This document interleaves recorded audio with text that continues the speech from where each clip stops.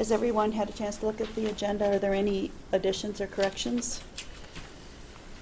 I'll make a motion to approve the agenda. A second? All in favor? Aye. Motion carries. How about the minutes? Have you guys had a chance to look at the minutes? Minutes look good. I'll make a motion to approve the minutes. Do we have a second? I second? All in favor? Aye. Opposed? Motion carries. Our 9 o'clock appointment is the medical examiner. Please come forward and introduce yourselves. Hello, Madam Chair and Commissioners. I'm Ross Riker, the medical examiner, and this is Monica Kendall, our death investigator supervisor. So, thanks for having us again. Obviously, this is our report of our annual data. I think you all have a We have a copy. PowerPoint. So first thing I'd like to mention is last fall we got accreditation by the National Association of Medical Examiners, and so that's the major national organization for medical examiners. And so we've been previously accredited, and we're still accredited by a pathology association that does more hospital laboratories, but this is accreditation for medical examiners' offices. So we're relatively small number of offices across the country that's accredited. So a major accomplishment that it's took several years to really fulfill. Good job. So it's good. Yeah. Mm-hmm. So do you guys have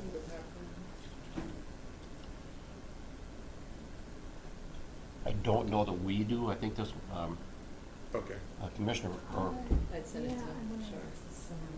is it? Do you want, oh, sorry, go ahead. It should be a PowerPoint though, this is a PDF.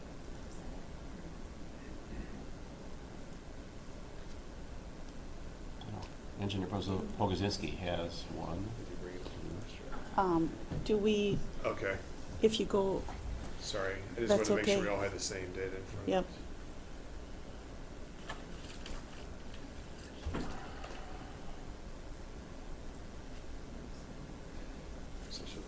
Well, anyhow, we'll go ahead and get Okay. started, so don't waste too much of your time. So, I guess I would just go through like the list of our investigators. The first slide basically is our list of our death investigators. Monica is our death investigator supervisor back in Olmsted County, and obviously there's a number of support staff that are also present in Rochester that support the office. But really the key to this type of model working are the death investigators here in Houston County that are really the front lines, the people that can respond promptly. And that's Mike Bollinger and Bob Cooper. I'm sure most of you guys have probably come across at some point, long-standing members here. So they're really the core support people, and we obviously work and interact with them regularly. But I can't say enough of how important those folks are to making our office work, and they do an excellent job. So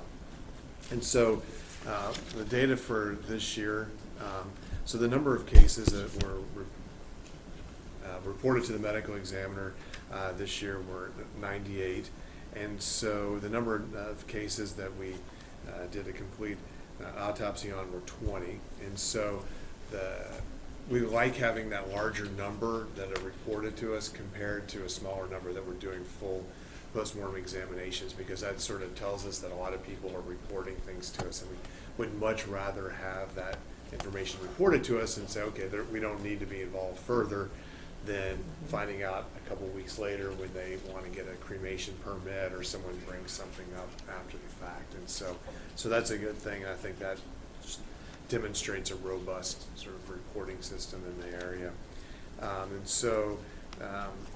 67 of the cases that were reported we completed without doing a post-mortem examination. And so these are often situations where an individual has a history of trauma, such as an elderly person that falls and breaks their hip, but it's well documented, and they get sick afterwards and pass away. And so the manner of death or the circumstances are not natural, and so that falls under our jurisdiction. And so that's the reason why there's that discrepancy there. And so that brings me sort of to the next slide, the next piece of information, which is on the manner of death. And so The death certificate has lots of pieces of information on it. The two major things that we're doing are the cause of death, which is the underlying disease process or injuries that occurred. The manner of death is the circumstances surrounding the death. And so there's 5 categories of manner of death. There's natural, accident, suicide, homicide, and undetermined. And so that's something that we have to complete. And so if you look at the data for Houston County, you'll see that the vast majority of our cases, the manner of death is natural. So this is what we're aspiring to be, as people passing away from natural causes. And as you look at the bar graphs, and we'll get this pulled up here, I would just like to point out to keep an eye on the numbers on the left on the y-axis, because the way our IT system works is it fills the page, and so regardless of the numbers, and so in some areas it may look like a huge bar, but it might only reflect one case or 2 cases, whereas others it's reflecting much more. Okay, so here's the manner of death. So you'll see that the vast majority are natural. It's really nice because we've been doing this and collecting this data for a few years now, so you're actually being able to see year-to-year comparisons. So I think this is really an important thing so we can start to really appreciate trends. And again, you see a smaller group of accidents. Most medical examiners' offices have between 40 and 60% of their cases are natural. I mean, it may come as a surprise, but TV shows such as CSI aren't actually a great reflection of what we do on a day-to-day basis. We're not running around going to homicide after homicide and sorting it all out in less than an hour. We're mainly responding to natural deaths, people who die suddenly and unexpectedly, but not in the care of a physician. And so maybe 10 to 20% are accidents, 10% suicides, small number of homicides, and some we can't determine. And so this is what you see here. And I almost hate to say this publicly, but it's nice, I'll knock on wood, we have several years without any homicides, which is really, it's great. I mean, there's a lot of places in the country that would envy this type of data for themselves. So if we break it down by natural causes of death, and so this is just trying to look at what disease processes are here, what you see is the cardiac disease is really the leader, and that's the case across the country. Cancer is a close second. Lung disease and neurologic disease then come in after that, and so that's very typical across the United States. Neurologic disease would be people that have strokes or dementia or that sort of thing. So those will probably continue to grow over the next few decades as the baby boomers age, and we have 8 to 10,000 people a day turning 65. We're going to start to see that reflected in our data. So this is deaths by unnatural causes, and so these are just looking at the whole spectrum.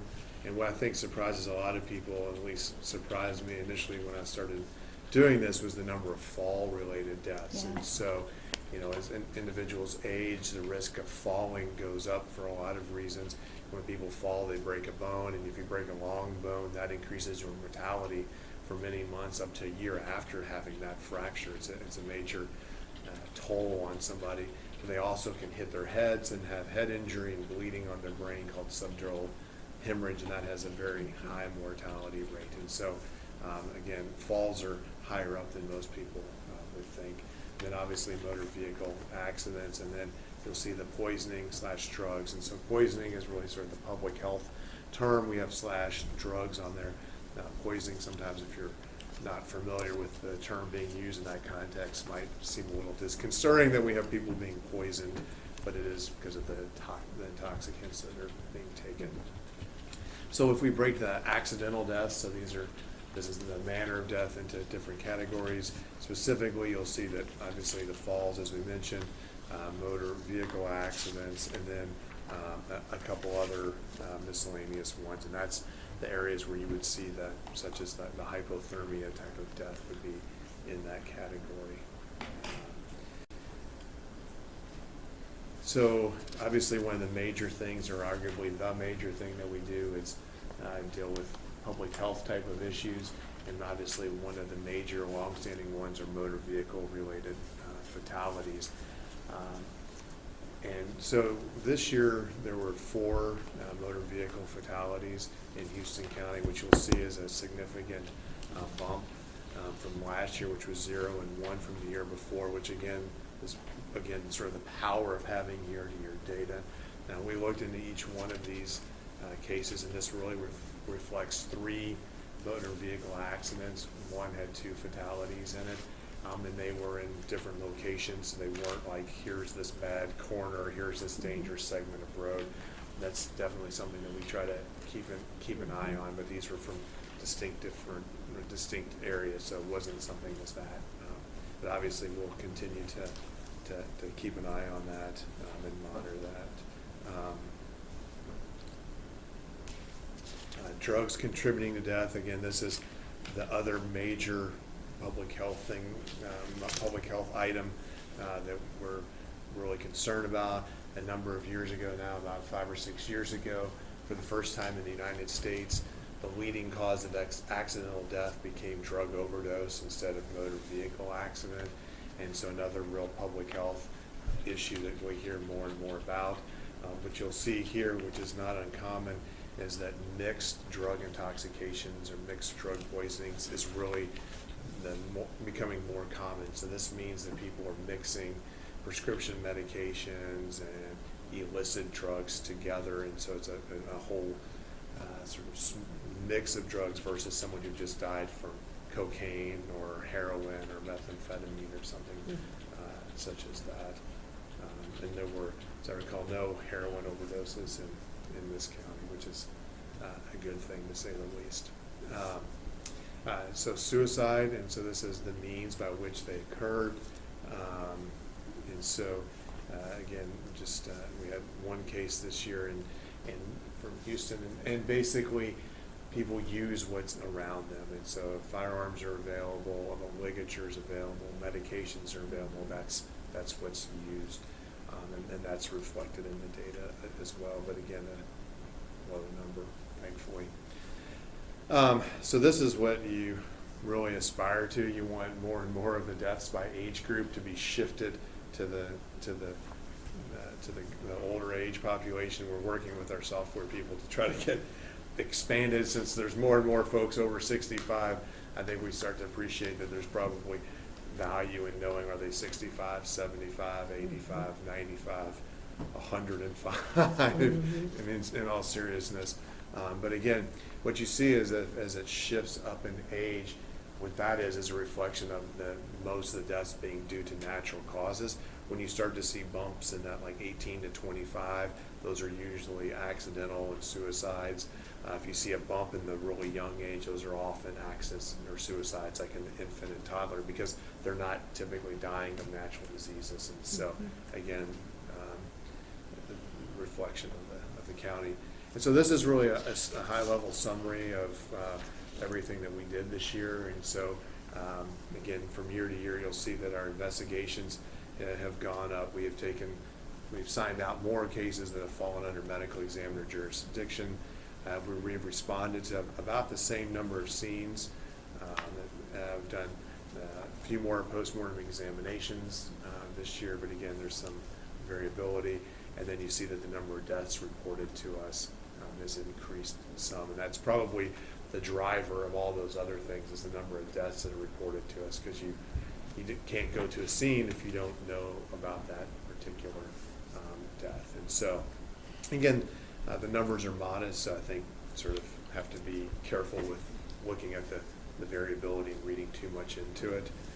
But again, pretty high level summary of what we've been up to. So it's the number of people who die in Houston County, not Houston County residents, correct? Correct. Okay. Yeah, so this reflects the ones that are actually here in Houston County. Okay.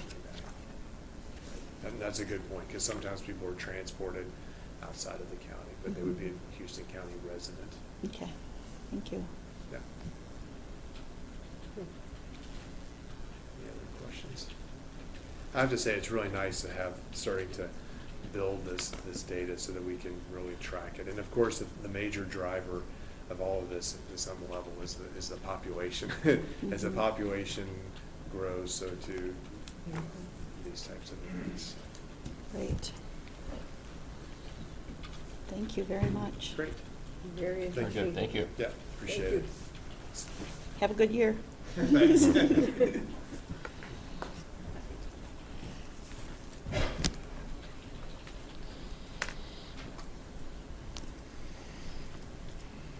Do you guys need more time?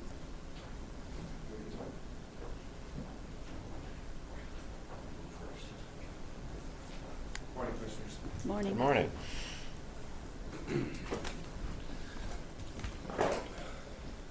Sam, did you want to come up with this? I'm okay from here. Okay, all right. This morning, County Attorney's Office and the Sheriff's Office need the Board's approval for a joint powers agreement and a court amendment to the joint powers agreement for, let's see here. The joint powers agreement basically gives both of our offices access to portals, MyBCA, e-charging, which are tools that we use on day-to-day operations to do criminal histories and charging out and all those sorts of things. It has to do with the courts. And the amendment is an amendment to the JPA because we don't own that information, the court does. So the court had an amendment created basically stating that they agreed with the joint powers agreement that the BCA prompted. Anything else you'd like to add to that, Attorney? No, I guess ensure we can't do our work without this stuff criminally. So the joint powers is between what? The joint Sheriff. powers, I'm sorry, go ahead. It's between the Sheriff's Office, the County Attorney's Office, And and the BCA and the BCA, courts. okay. Yeah. And do you have meetings together to go over this, or is it a computer program, or what? It's multiple different programs. Okay. Like I said, portals, MyBCA, which is what we do our charging through, our accident reports through. Okay. It's just our day-to-day tools that we use in conjunction with the state and the courts. Okay. And they make it possible for like our complaint process, like I sign it with my finger. And then on the whole program, how that works, where everything is tracked and everything like that you can imagine. It's all works through the BCA.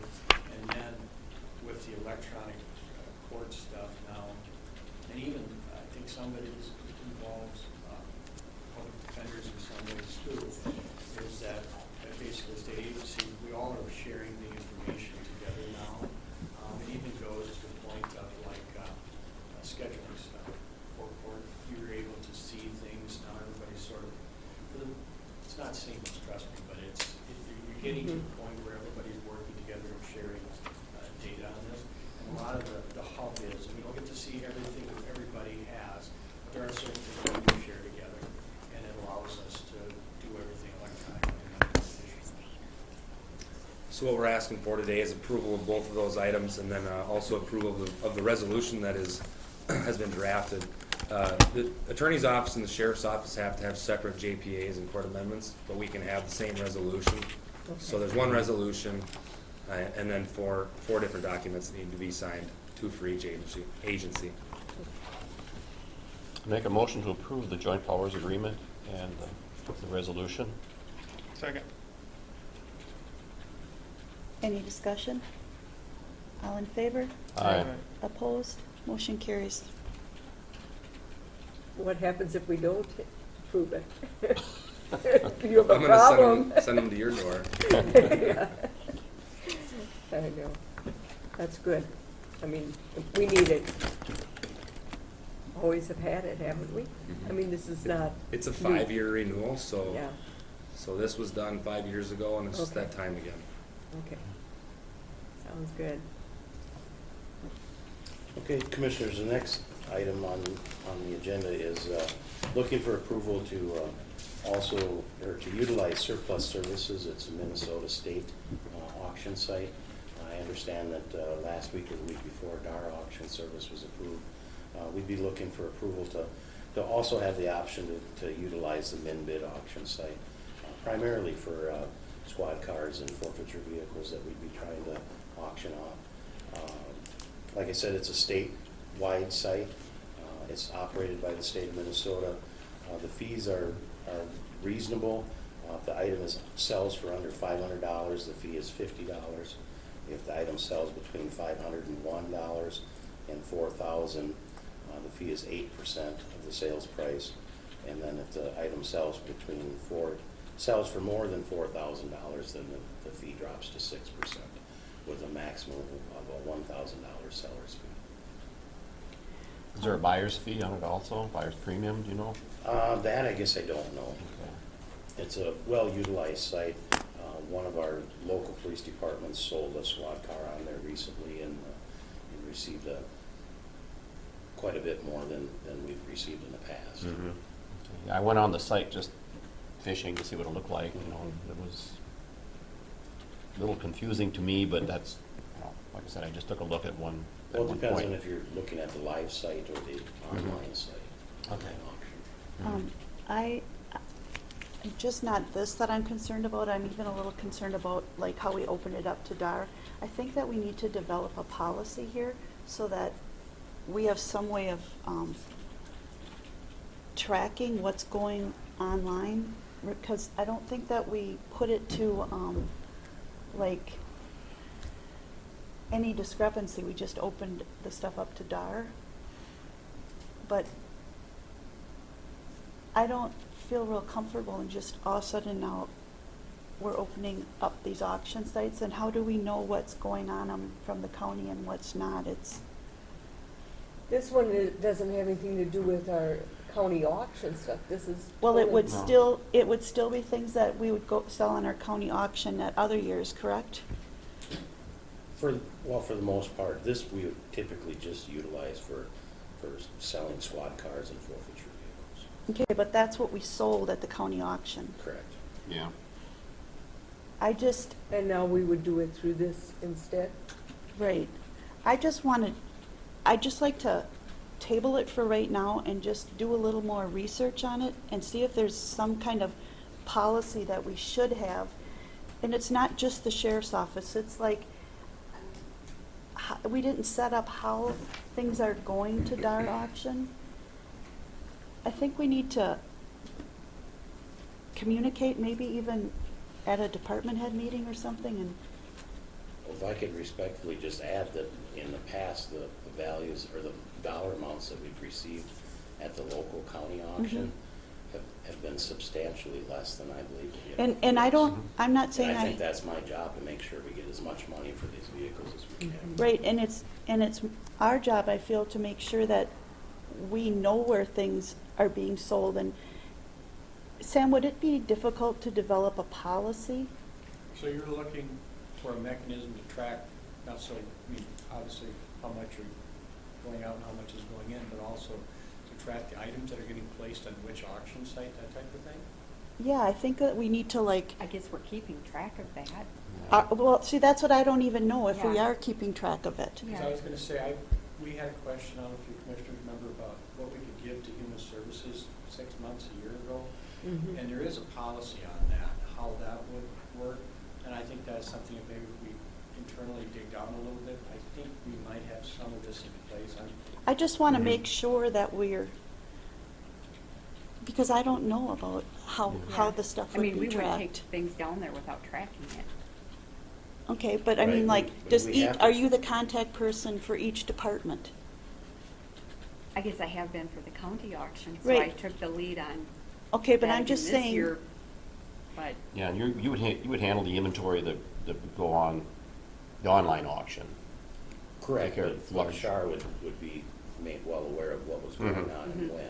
Okay. we then have to the- work together for, even for the insurance on the see, vehicles and I stuff. don't know all of this, and that's why I just, Yeah. 'Cause All that's forfeiture happening vehicles, behind we the have to- scenes. We have to track that because the fees get, or the proceeds that you bring in from a forfeiture get Mhm. split up to different areas, like the county attorney's office receives a percentage. We take off the toll bill, for example, first, and then split up the percentages. So the auditor's office and I have worked on that in the past, and that's the way we continue. And I This- think it even goes to, we had one the other day where it was like over $3,600 were forfeited, but Mark, our certain laws has to go to the drug task force, and then his office gets some, and then I think we get like 30% at the end of that. So would it be the same like if, let's say, our IT person was gonna put computer stuff online? They go through you before they put it online? I mean, I know that all of these questions have come up in the past and we haven't had an answer, like, what's our policy for IT selling something on eBay? I guess they haven't done that to date. They haven't gone there yet. No. Right, I but know of. that, I guess I'm just looking at the big picture and yours just happened to come up today. Yes, I understand that. I mean, we've already approved the DAR auction service. Mhm. All we're asking for is just the state auction surplus services just as an additional option to what you approved previously. I really don't have any issues with it if we're gonna get more money out of them, you know. Well, an So much example, the better. one of the last squad cars that sold at the county auction sold for, I think, $3,500, I believe. Mhm.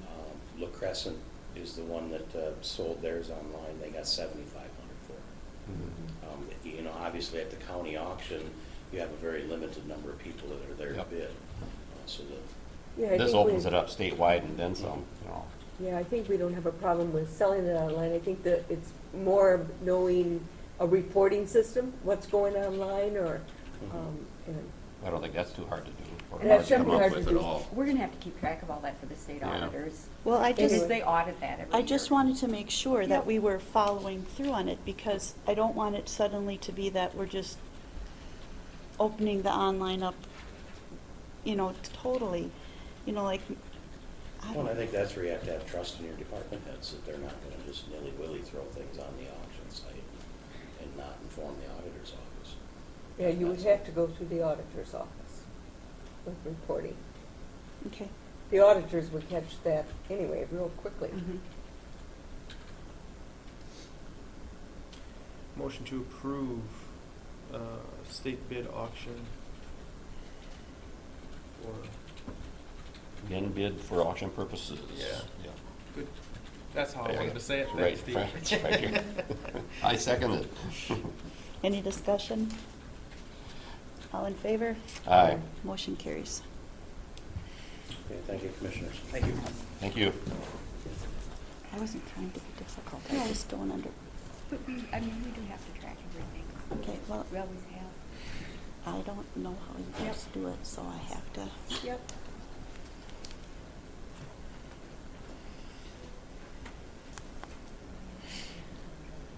Brian Polkazinski, would you like to come forward? Reporting system on it, though. You Yeah, know, I'd always so we know like, what's- I always kinda like to know what the results Yeah. are, how the, you know, what, we're out of what, you know. I Well, wondered if, And maybe hang on one Sharp second, would Brian. provide a reporting system when things are sold, or let us know. Okay. I'm wondering if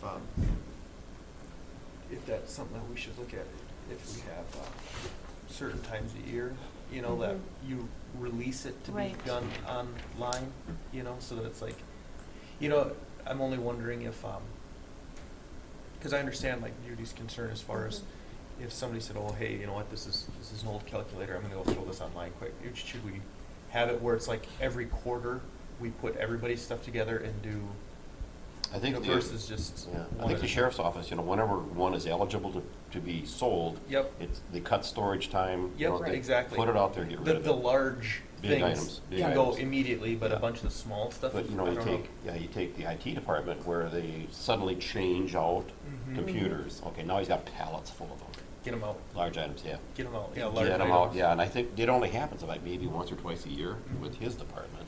Right. And But- he could probably coordinate with other departments that have. Well, and like those Stuff. large items, like Steve's saying, a pallet full of computers or a car, just, they let you know, just let us know that, hey, there's gonna be an auction for this car next week. Mhm. And then when it happens, say, oh yeah, here's the results of the auction. Well, and do we have perimeters as far as a county, as, like, does it have to be a county, like when we did the auctions, did it have to be, the auctioneer had to be from within the county? We always solicited county licensed auctioneers. Okay. I just, I And- mean, And it always has. I guess we didn't have a hard and fast rule. okay, I don't. It had to be. Okay, I don't know, I didn't know that, but I just want to ask, because if it can be sold as well local as to put it way out, we would, You still can be. yeah. As long as people are aware that we're using, let's say, min bid, and we can maybe throw that on a website.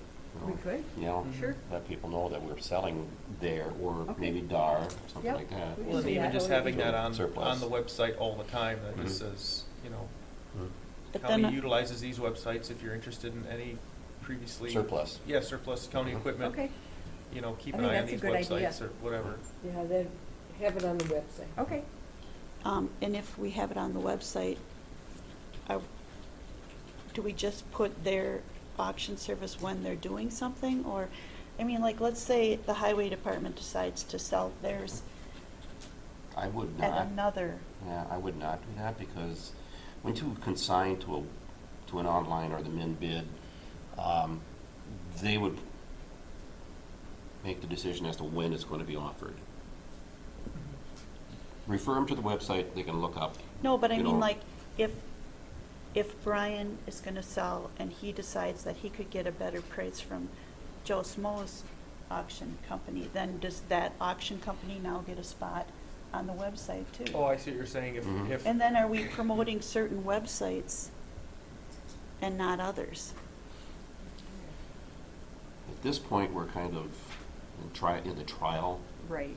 part of it. well, I suppose, you know, you could say that these are the approved ones that Mhm. if, say, for instance, Brian had a tractor and, you know, county tractor auction site is better, then he could come and say, hey, I know we've approved these, can I put it on there? And then at that time, we could put that link. Yeah, Mhm. I think that's You a know. good idea. Yeah. Okay. Make sense? I just wanna make sure that we're being fair and Thanks not. for letting us use And you then as an we're getting- example, Brian.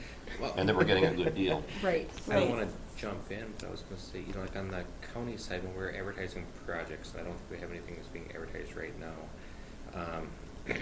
We link to a website, you know, like this is from Houston County's website. We link directly to a third-party website that has our projects out there listed.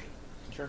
You know, we're not telling people to refer to eGram's site at all times, just go there whenever you want, just keep looking, see if our stuff's out there. There's a link from our website that goes directly to a link of our products on a third party. The county might be able to do that with. Yeah. You know, that's the other thing too, an auction because, site. not to drag this out too much longer, but, you know, Brian's got a good point as far as, you know, if a department head's gonna put something up there, like say the sheriff's department's gonna put up a car, Mhm. okay, we're gonna know about that. It doesn't take but a few seconds for Andy to just put the link Yep. to that. Put a hyperlink right to the site. And then when it's done, it's done. You know, Mhm. just because the department heads are going to let us know when something major is going up, or they're going to put Mhm. a lot of things. Okay, so then just put the link up at that time. You know, it's not a big deal. It's a to, click. Yeah, Oh, exactly. Okay, That sounds makes great. sense. Mhm. Yeah, thanks, Brian. Okay, now we're ready. Your turn. Okay. Yesterday, we opened bids for crack filling and seal coating the airport runway, hangar apron, or the apron area and the hangar area, essentially all the pavement out the airport. We had two bids. Low bid was Partner Asphalt, an amount of $135,746. Our engineer's estimate was $176,667.50. The second bidder on the project was Strucken Irwin Paving, which was $142,900. So my recommendation is to award the contract to Partner Asphalt Sealers. And we've used them before. Yes. Okay.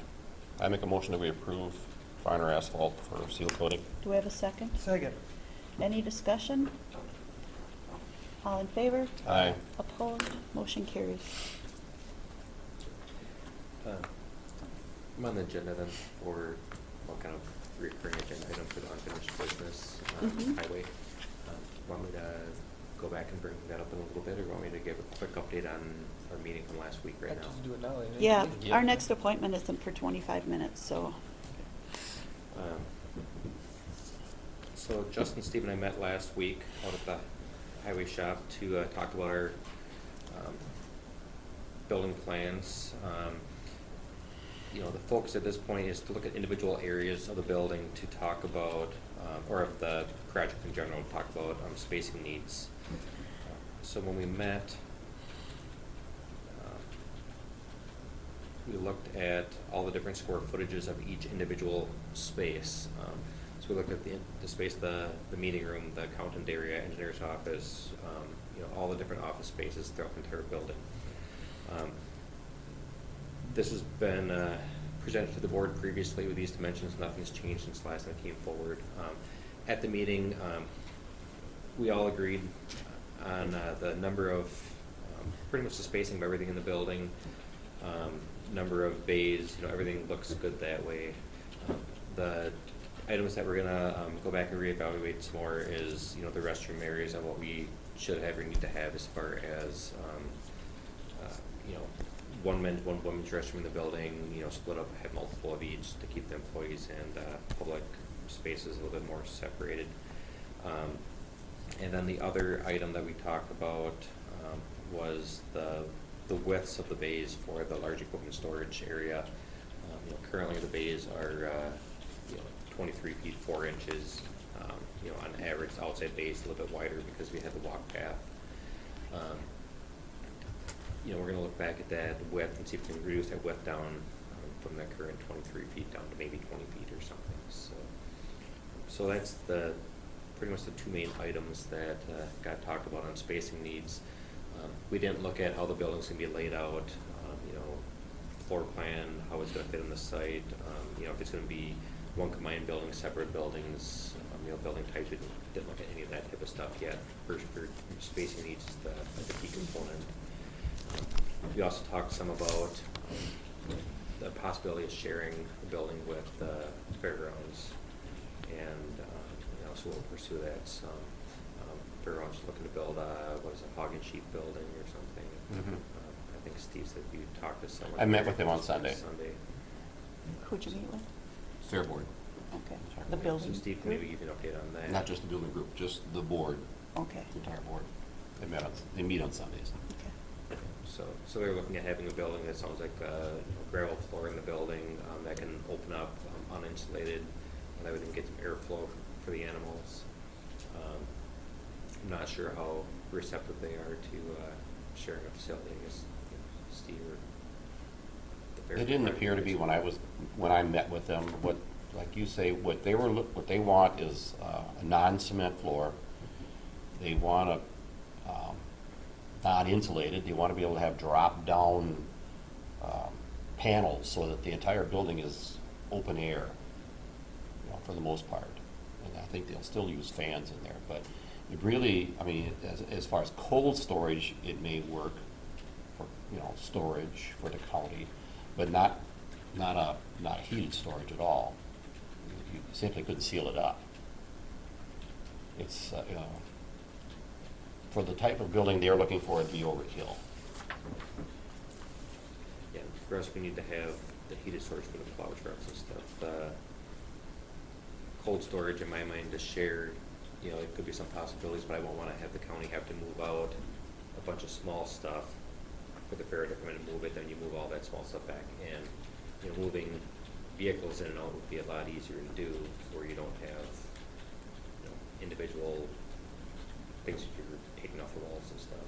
So, And they still want to be able to use it throughout the year themselves for different shows. so maybe we'll just need to have a time to have them come over and speak with Justin, Mhm. yourself, and myself, and you know, a couple people from the fair. They invited us to their meeting Okay. anytime. They meet every Sunday. Yeah, I think it's what, 6 o'clock, remember right? At the fairgrounds. Okay. The next step that I'm doing over at my office, Justin, Steve, and I have not met on it yet, is looking at the previous layout. So I've started to write down some notes on what we currently have for parking stalls versus what the proposed plan shows here. And a lot of this is going to be dictated by, you know, building code and city requirements as far as parking. But then also, you know, we talked some about you know, salt and gravel storage space with our needs there. You know, comparing stuff existing versus proposed to see how everything is gonna fit on the site.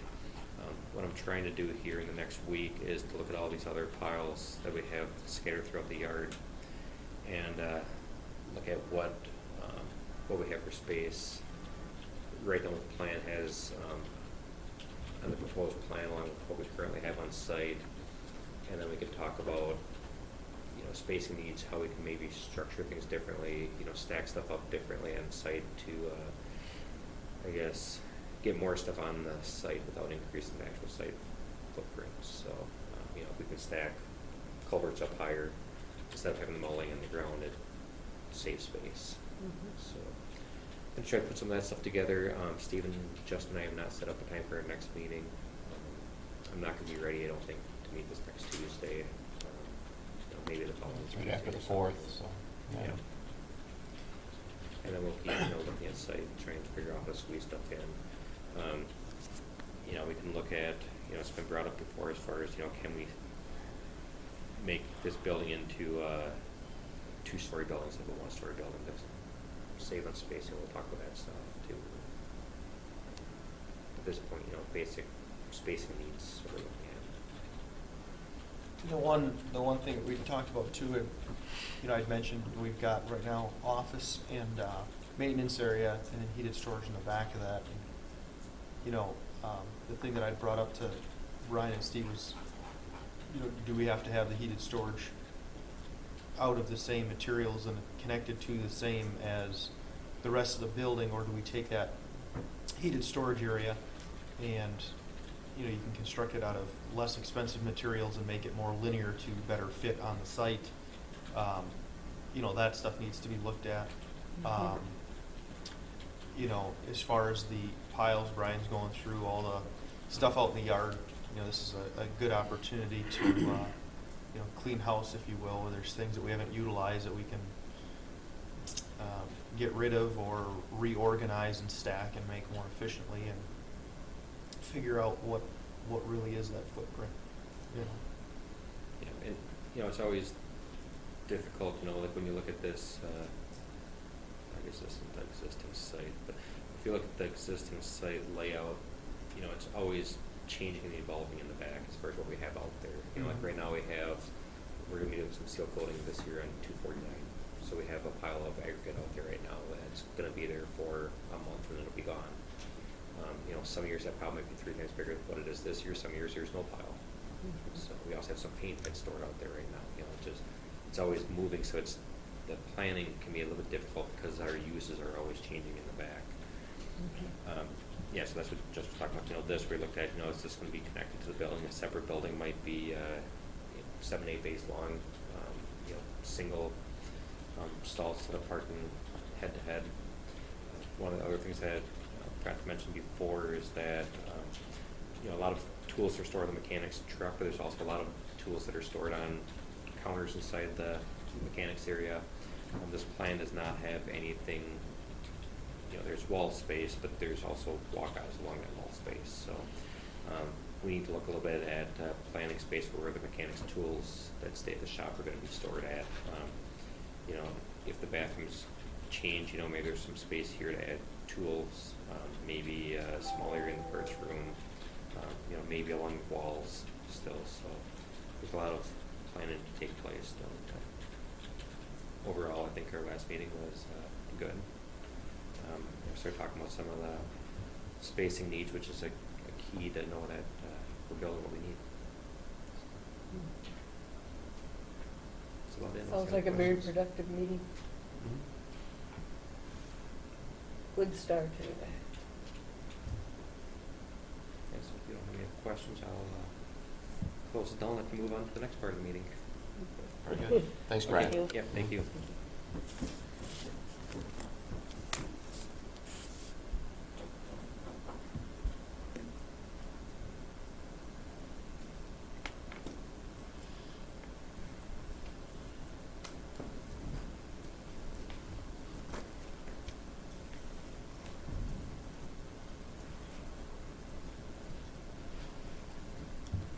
Mayor Locker, would you like to come forward?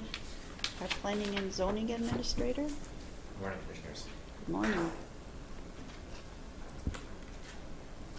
I Today for your consideration, I have an interim use permit that was preliminarily approved by the Planning Commission last month. This is for Matthew Construction to set up an asphalt plant in the Gengler Quarry for the, I believe it's Highway 10 road construction project.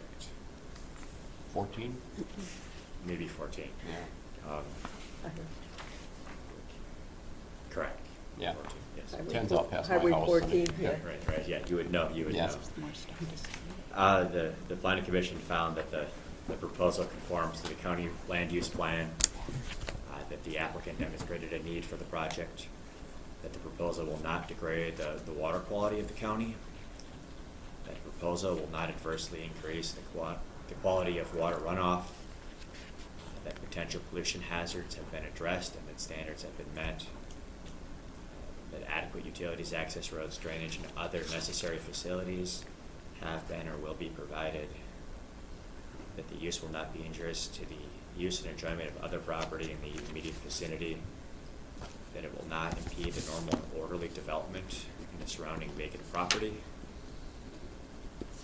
that adequate measures have been taken to prevent or control odors, fumes, dust, noise, and vibration, and that specific site conditions and such other conditions are established as required for the protection of the public's health, safety, morals, and general welfare. They added the condition that the applicant will abide by all federal, state, and local laws, and the permit would be set to expire November 17th. So that's a 90-day estimate plus a 20% contingency. November 17th, you said? Yeah. Correct, yes.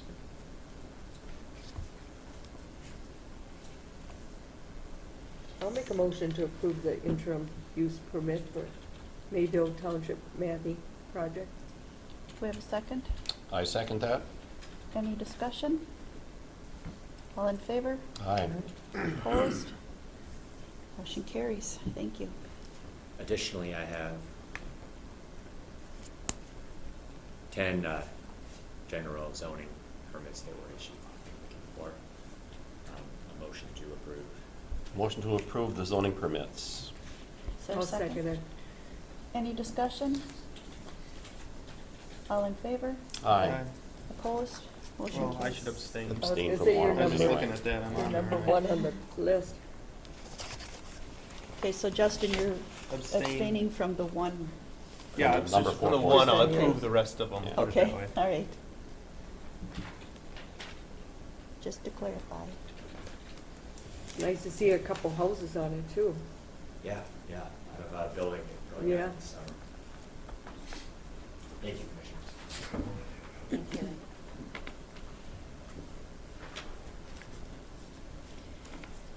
And is everyone here that you need for your part?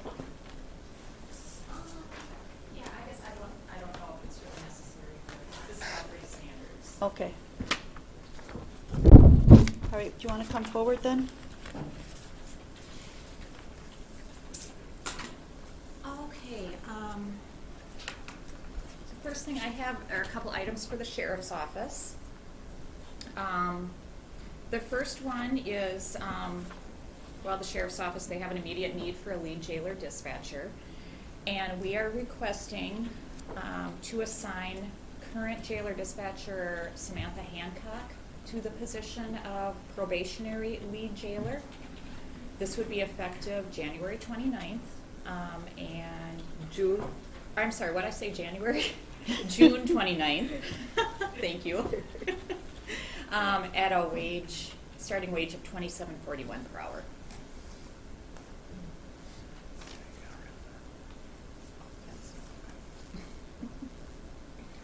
Do we have a motion to approve? I make that a motion. Second. Any discussion? All in favor? Aye. Opposed? Motion carries. Okay, and the second thing is not actually listed on the agenda. The sheriff just brought this to my attention, that we need to do an amendment to a hire that was made last week as far as his starting date.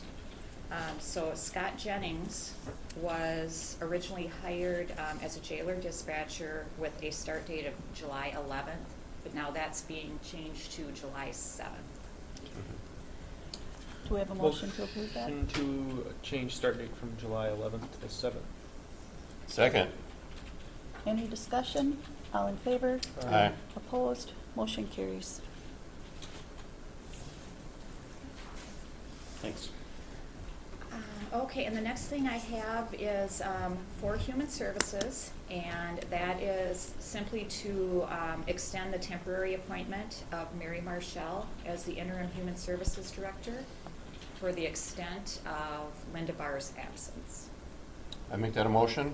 Second. Any discussion? All in favor? Aye. Opposed? Motion carries. And lastly, then, there's just a couple of items for environmental services. We had requested a while back to search for a 67-day temporary employee to fill in the environmental services office to provide coverage. And we are requesting to hire Larissa McCann for that position, effective immediately at a starting rate of, or I should say at an hourly rate of $14.83 per hour. I'll make a motion to hire Larissa McCann as a 67-day employee for environmental services. Second. Any discussion? All in favor? Aye. Opposed? Motion carries. And lastly, we just need to change the employment status for recycling center lead Dennis O'Hearn from probationary to regular, and that would be effective on July 4th. Move to approve Dennis O'Hearn. Second. Any discussion? All in favor? Aye. Opposed? Motion carries. That's all I got. Thank you for coming in. All right, thank you.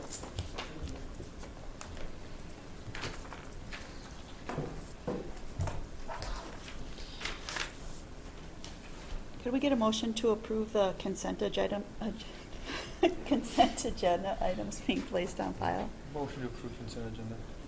A second? Any discussion? All in favor? Aye. Opposed? Motion carries. We've done the highway commissioner reports. I suppose I have to start because Dane's not here. I didn't have any special meetings this week, but at our committee meeting this morning, made a decision, and I know Carol's going to talk to Shar about it. The financial report will be the third Tuesday of the month. Gives the office time to reconcile the report more accurately. And if there's budget amendments, they'll be brought forth on the second Tuesday of the month. So that's all I have.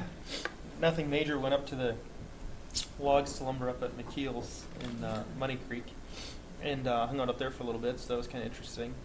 See how I'm taking logs and cutting them into boards and the whole process to that. So spent some time up there. The other thing was I talked to Cynthia Christensen about the tour coming up, and I just let her know that I think all of us are planning on going, I right? can't. Or you can't? No, I Okay. can't. Okay. So talked to her a little bit about that. And she made sure that we'll have transportation to and from and everything. So other than that, that was about it. And I just had the Houston County Ag Society meeting on Sunday. We've already discussed that. I took our EDA person, Courtney, around and introduced her to a few of the businesses in La Crescent, and we met to plan. We're working on the regional tourism discussion, and it's going to be Thursday, July 21st at 6 o'clock from 1:30 to 3 at Hoka City Hall, right in Hoka. And we just want to get discussion going on getting businesses in so we can all start communicating about how we can promote tourism in the area. So everyone What who was the has an date, Judy? interest, July 21st, 1:30 to 3, and it's a Thursday. we had something else on that July. Oh, no, it's Wildcat meeting. In the morning, yep. Mhm. So if anybody's interested in attending, the public or anyone is welcome to attend. I'd like to, but I'm already working at the Historical Society that day. Okay, can we have a motion to approve claims, human services, and license center disbursements? I'll make that a motion. Second? I'll second it. Any discussion? All in favor? Aye. Opposed? Motion carries. We need to approve the gambling permit for Sheldon Valley Sportsman's Club. Make a motion to approve. Do we have a second? I'll second it. Is there any discussion? All in favor? Aye. Opposed? Motion carries. Did everyone have a chance to read the minutes from the Board of Equalization meeting? We need a motion to approve them. So move. I'll second it. Any discussion? Ken. All in favor? Aye. Aye. Opposed? Motion carries. Is there anything besides the closed session to come before the board? Any other things? Okay, then at this time, I'd like to have a motion to go into closed session. We'd ask that that motion be pursuant to Minnesota Statute 13D.05 subdivision 3, parens B, to discuss with the board ongoing litigation. I make that a motion and repeat what Mr. Young just recited, the statutes and so forth. I'm sorry. Is there a second? I'll second it. Any discussion? All in favor? Aye. Opposed? We will now go in closed session. Motion to reconvene open meeting. I'll second it. All in favor? Aye. Opposed? Motion carries. We're now in open session. Commissioner, may I report what the purpose of the closed session was for? Yes, you may. It was for the purpose of someone there's an ongoing lawsuit, someone is claiming they were injured in one of our facilities, county facilities, and that matter has been turned over to our insurer to litigate. Thank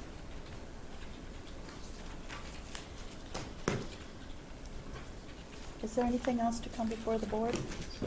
I did want to bring up, we all received that letter from Spring Grove Herald and the River Valley newspapers not having an office in Minnesota or in Houston County. What is the status? Where do we go with that? It sounded like we addressed it, but we haven't heard anything. What I communicated with Ms. Myers on this, and that what I thought would be the fair thing to do is we forwarded that letter, the cover letter, to the River Valley newspaper group and suggested they send it to their council for their take on it. Because there is a couple different ways perhaps to read that statute, and I wanted River Valley News Group's take on it. However, what we did say is that when we send it over, you've got 30 days from the date of this letter to give us a response, or we would be moving forward with our board with options. Okay. So I would suspect that, sometime either get a response or sometime mid-August, we move forward and decide what your options are. So basically, they could just open a office in the Crescent, so to speak. I suppose that would be an option, perhaps. I'd have to take a look That'd be at their that. option. Yeah, that would be an option. There is also an option under that statute. It appears that if certain criteria are met, you do not have to have an office, but certain criteria have to be met, and I don't know if all of those could be met by the Houston County News. Okay. And maybe they do, but that would take some producing of some records and documentation by River Valley. Okay. Okay. Okay. It's in their court at this point. Yeah. I'm not going to do 30 that. days. Yeah. Is there anything else that needs to come before the board? Motion to adjourn. I was gonna Oh, add sorry. one little thing. Steve is going to go to the department head meeting in my place today. Thanks for reminding me. Yeah. All right, motion to adjourn. Second. All in favor? Aye. Aye. We are adjourned.